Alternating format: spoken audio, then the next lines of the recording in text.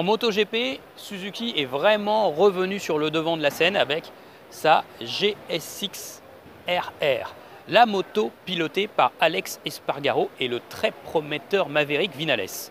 Mais cette moto, exposée sur le stand Suzuki, c'est la face visible de l'iceberg. La voici donc, cette nouvelle GSX R1000 que tous les fans de sportifs Suzuki attendaient. Alors vous voyez, c'est une toute nouvelle moto. Suzuki vient de nous préciser qu'il n'y a aucune pièce commune avec la version 2015. Pourtant, la ligne est relativement consensuelle et on aurait presque pu croire finalement à une évolution pour cette GSX-R 1000 2016, mais non, c'est bien une toute nouvelle moto. Au niveau de la technologie, on va vous parler du moteur. Suzuki n'a pas donné toutes les spécificités techniques du nouveau moteur de la GSX-R 1000, notamment la puissance ou le couple. Néanmoins, on a appris beaucoup de choses sur ce moteur. Tout nouveau moteur. Voilà.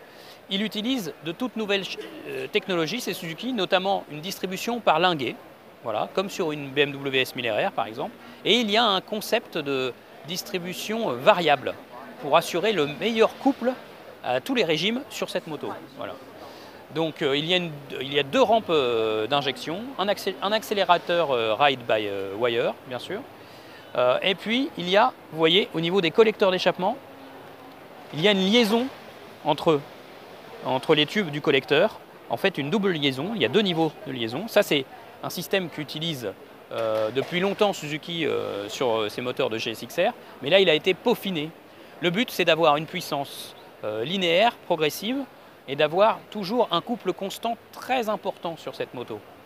Donc on ne connaît pas encore sa valeur de puissance, mais de toute évidence, vu que Suzuki annonce que c'est la GSX-R 1000 la plus puissante de tous les temps, et que la concurrence fait déjà 200 chevaux, on peut imaginer qu'il y a au moins 200 chevaux dans ce moteur.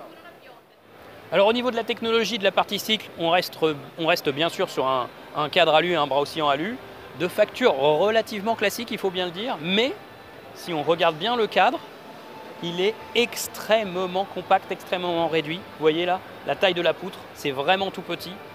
Et ça correspond bien avec l'idée que Suzuki nous a en fait précisé que cette GSX-R 1000 allait être la plus légère de toutes les GSX-R 1000.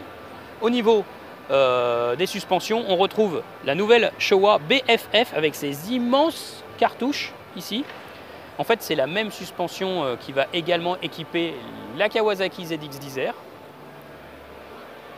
On retrouve ici, vous pouvez voir le sélecteur en fait qui va être équipé d'un shifter up and down. Alors ça, Suzuki, il n'y avait pas ça chez Suzuki avant, donc ça c'est plutôt bien. Et à l'arrière, l'amortisseur Showa BFRC, également avec le réglage de compression, de détente, de précontrainte, tout est réglable ici, très facilement. Donc ça c'est très très bien pour adapter la moto au circuit. Et puis, si vous pouvez vous approcher ici, vous pouvez découvrir le tout nouveau tableau de bord LCD.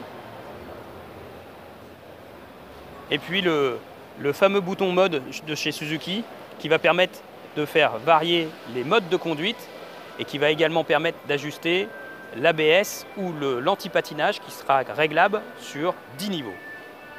Alors voilà, juste pour conclure, pour vous dire que cette GSX-R 1000 est en fait baptisée concept parce qu'il y reste encore quelques petites pièces à finaliser. Mais Suzuki est vraiment sûr de son coup au niveau de la performance. On a appris aujourd'hui qu'il allait avoir plusieurs versions de GSX-R 1000 et que notamment la version standard roule déjà beaucoup plus vite sur circuit que toutes les concurrentes du marché. Ça promet pour fin 2016 malheureusement.